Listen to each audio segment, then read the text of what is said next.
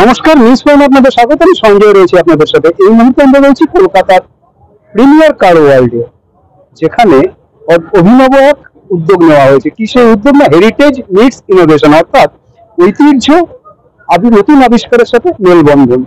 আমরা জানি আমাদের এখানে হলুদ ট্যাক্সি একটি ঐতিহ্য, শতাব্দীর পর শতাব্দী চলে আসছে, কিন্তু সেই সঙ্গে যেটা অবশ্যম্ভাবী সেটা হচ্ছে পরিবেশ দূষণ।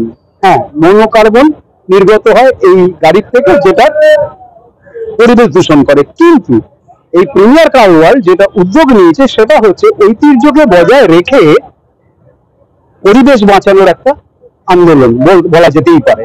কারণ এই হলুদ রং বজায় রেখে নতুন গাড়ি, সেই ট্যাক্সিকে নতুন ভাবে উপস্থাপন করছেন আজকে। এই মুহূর্তে আমার সঙ্গে রয়েছেন এই প্রিমিয়ার কার ওয়ার্ল্ডের যিনি ডিরেক্টর, মিস্টার অভিষেক আগরওয়াল। কথা বলুন তার সাথে।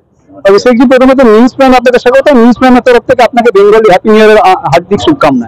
Happy Poila Baishakh to you as well. কোন ভাবনা থেকে এই উদ্যোগটা হেরিটেজ মিটস ইনোভেশন? যখন আমরা বেঙ্গল কলকাতা ভাবি, আমাদের মাথায় কি আসে? Victoria Memorial, Hooghly bridge, yellow cabs. তো আমরা তো ওই অ্যাম্বাসেডর ক্যাবসটা প্রায় 20 বছর দিয়ে কলকাতার রাস্তায় চলছে, বেশি অনেক বছর দিয়ে চলছে। এখন সব এক্সপায়ার করে যাচ্ছে, কেন কি ওই কোম্পানিটাই উঠে গেছে। তো আমরা একটা সিদ্ধান্ত নিয়েছি যে ওইটাকে আমরা রিপ্লেস করবো উইথ মারুতি কার্স। আর আজকের যুগকে যেহেতু alternative fuels and to be environment friendly, আমরা সিএনজি গাড়িটা প্রমোট করছি। তো সেই হলুদ ক্যাব যেটা কলকাতার সিম্বল আছে, কলকাতার ক্যাবের সিম্বল, সেটাকে আমরা সিএনজি ক্যাব 3 করছি। অ্যান্ড আমরা আজকে 30টা সিএনজি ওয়াগনার ডেলিভার করছি। 30টা একটা কোম্পানি আছে যেটা এনএ এন্টারপ্রাইজ, তাদের মাধ্যমে 30টা ড্রাইভারদেরকে আমরা করছি।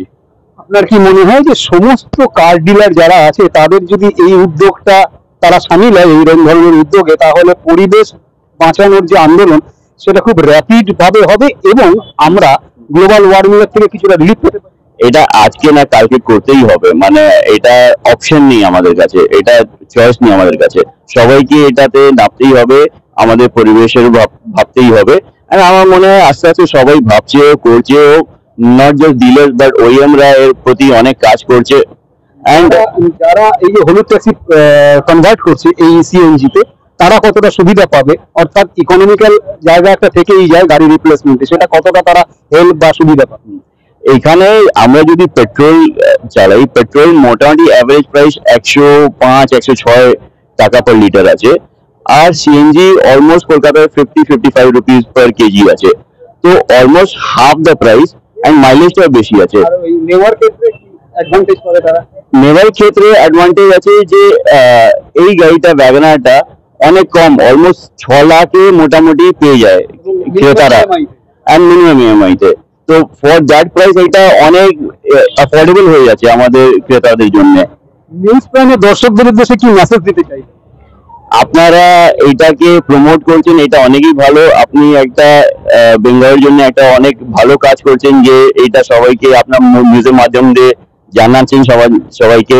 এটাকে আরো প্রমোট করুন, যাতে বেশি থেকে বেশি লোকরা এটা জানতে পারে, আর ইউজাররা যাতে এটাকে ইউজ করতে পারে থ্রু যাত্রা সাথী ক্যাব। আচ্ছা, এটা মিটার থাকবে না, অনলি যাত্রী সাথী? শুধু যাত্রা সাথী ক্যাব। অর্থাৎ যেমনটা অভিষেক আগরওয়াল জানাচ্ছেন যে শুধু যাত্রী সাথী অ্যাপ ক্যাবে বুক করা যাবে এটাকে, এবং সেই সঙ্গে পরিবেশ বান্ধব। এবং আরো যেটা বড় কথা, যদি সবাই মিলে আমরা সচেতন হয়, পরিবেশ সচেতন হয়, বিশেষ করে এই উদ্যোগে সামিল হতে পারি, তাহলে আগামী দিনে গ্লোবাল ওয়ার্মিংকে যেমন আটকানো যাবে, তেমনি পরিবেশের উন্নতি অর্থাৎ সুস্থভাবে আমরা বাঁচতে পারবো। ভিডিও চ্যানেল নিউজ সাথে নিউজ প্রাইমের জন্য সঞ্জয় সাহা, কলকাতা প্রিমিয়ার কার ওয়ার্ল্ড।